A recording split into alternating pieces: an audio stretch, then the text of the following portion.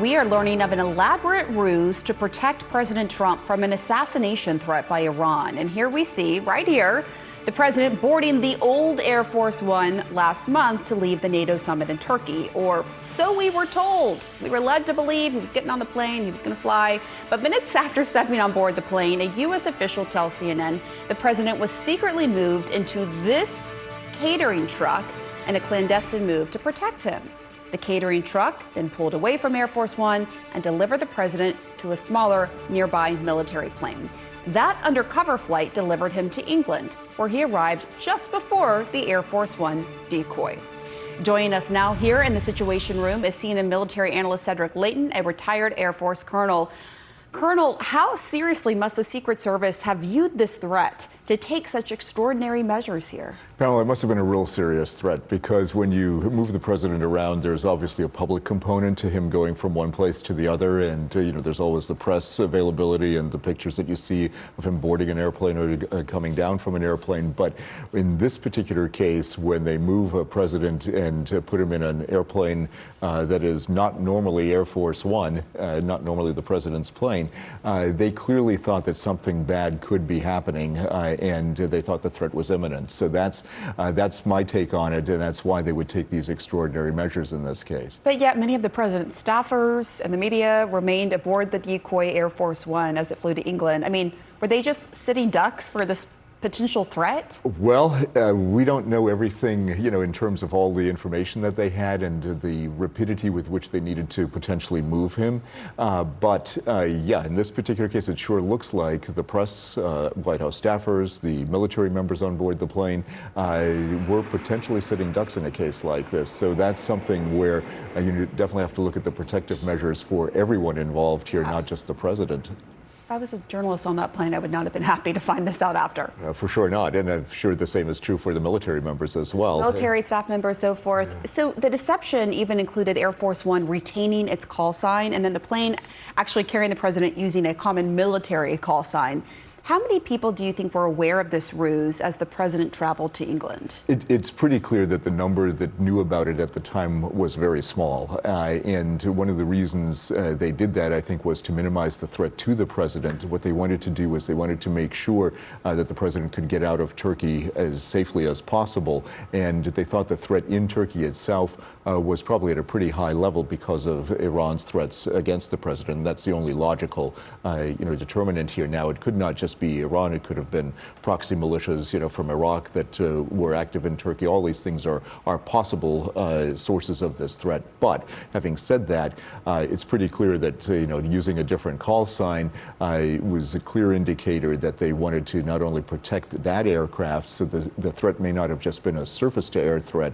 It may have been an air-to-air threat, whether it was another airplane, a drone, those kinds of things we don't know. But those are at least some possibilities that could have been in this case. Do you know if Secret Service game plans these scenarios in advance, and so this was something they already knew that they could carry out if they needed to, or do you think they came up with it sort of on the fly as the threat emerged? Yeah, they certainly game planned certain aspects of this, and years ago I was involved in Air Force One route planning for President Clinton, just on a peripheral basis.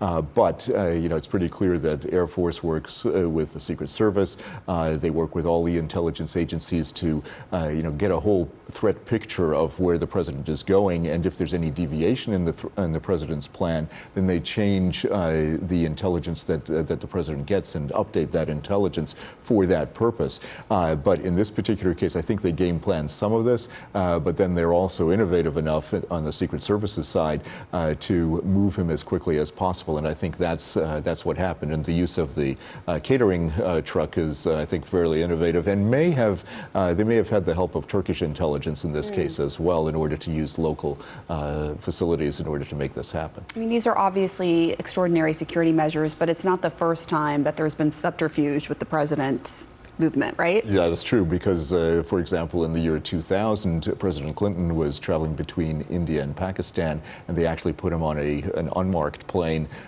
to go between those two countries, and that was done for security reasons. In the wake of 9/11, when President Bush was leaving Sarasota, the Sarasota, Florida area after the attacks on the Twin Towers and the Pentagon, he was flown around, but he never left Air Force One, so he stayed in that airplane because at that time the threat was judged to be one that could be handled by that Air Force One aircraft. So there have been efforts to move the president around, sometimes quietly, sometimes in his public transport mode. But the key thing here is protecting the president. That's job one for the Secret Service, and they certainly did that in this case. Robert McDonald is a retired Secret Service agent. He joins us live now to discuss. Thanks for being with us. Welcome to The Story Is. Thank you. Great to be with you. Do you know of any other incident in American history where the president was secretly flying on an alternative plane and told the press he was on their plane? I don't know of any specific situation like that, but I do know of a couple of incidents where some deception was done in order to protect our president. One was in 2000 with President Clinton departing India and going to Pakistan. And the second one was President Bush going to Afghanistan in 2004. I happened to be assigned to the Protective Operations Office during that time. And that secret was kept very tight within only a few number of people within the Secret Service. I found out about it by watching television just before Thanksgiving dinner. So the secrecy aspect here of this shell game that was played is obviously in response to, with some creativity and making sure that the Secret Service is not complacent with respect to the very high threat level that's out there now, both domestically and internationally. We know for years that Iran has talked about the idea of killing the American president. We know that America just killed the Iranian leader. What kind of threat would prompt something like this? And talk about how a decision like this is made. Who makes the call to do this? Well, I think obviously some information was gleaned while the president was in Turkey for that summit.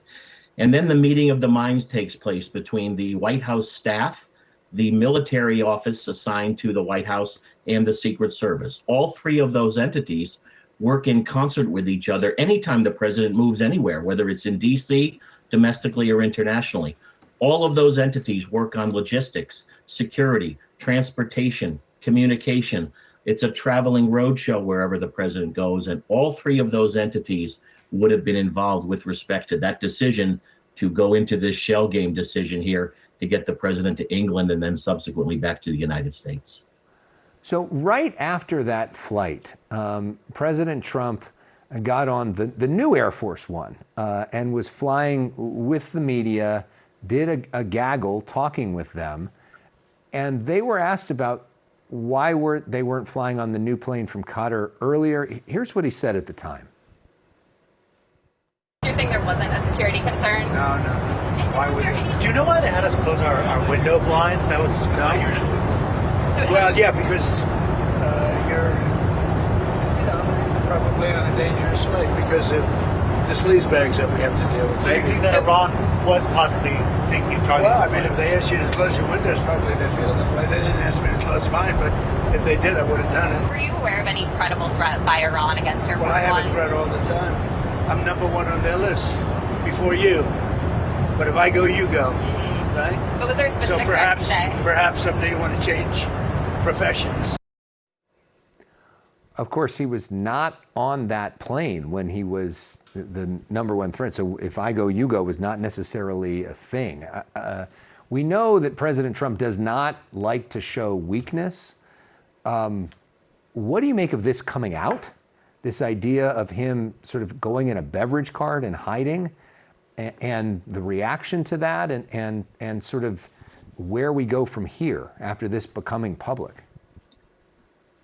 Well, respectfully, I don't think I would say that he was hiding in the beverage cart. I think that they were using that vehicle to transport him in a clandestine fashion so as to not let this cat out of the bag, if you will, for the protective mission that was going to be done.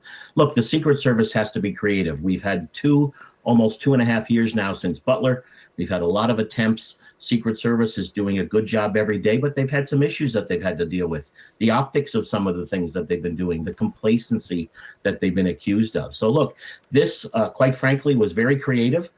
It worked. Now, there's going to be questions now with respect to what security was provided for each of the other two 747s, where people were still flying on that plane representing the United States, press, White House staff. I'll leave that to you and your colleagues to continue asking those hard questions of the White House and the president to see what more we can find out with respect to that area. But the main thing here is that the president got home safe. It may not have looked pretty. It may have been a little bit ugly and a little bit non-transparent, but the president got home safe, especially in this very high threat environment which we're seeing right now. My next guest, our senior national security analyst, Juliet Kayyem. Juliet, thank you so much for being with us. I mean, obviously there are threats against presidents quite a bit. You know, this is not something that never happens, but you know, for Secret Service and I guess for the CIA, how do you differentiate between just another threat versus a threat that is credible enough to sort of be on high alert, and a threat that is so credible that you go to the lengths of, you know, implementing some kind of decoy and moving the president into a catering car and onto another plane? That's right. Look, and what's not being sort of discussed is that threats don't exist in a vacuum. The threat that the Secret Service was worried about was obviously because of the war that the United States started. But more importantly, it was worried, or the Secret Service was worried, because the plane that the president had chosen to use, a plane gifted by a foreign country that many of us had rightful concerns about its security, was not an adequate counter offense. And so that is why this whole, I mean, we're talking about 3 airplanes now. Originally the gifted one, then it turned to the old one, and then the secret one that we're just learning about. So I'm not denying that there is a threat against the president, but the threat was elevated because he was more vulnerable in this new plane. I think the second thing, I'm going to be a little bit more direct than our fabulous reporters. So the idea that you would leave reporters, civilians, staff, administrative staff, the pilots vulnerable as sort of an acceptable loss, as we say in war, to protect the president is unprecedented and really needs to be discussed. If the threat was real, people were put on an airplane with no knowledge, believing that the threat is elevated because the president is on the plane, but not agreeing to be a decoy for a president who was not on the plane.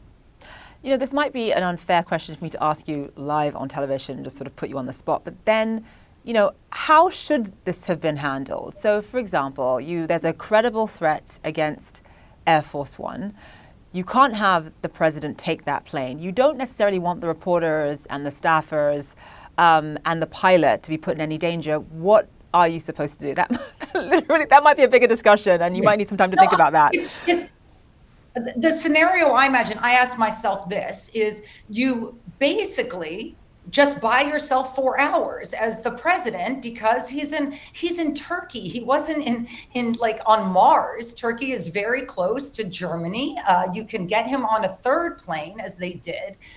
Say that the flight is delayed, say that the president is delayed, get him into safe territory, and then you move people later. But that would have been the option.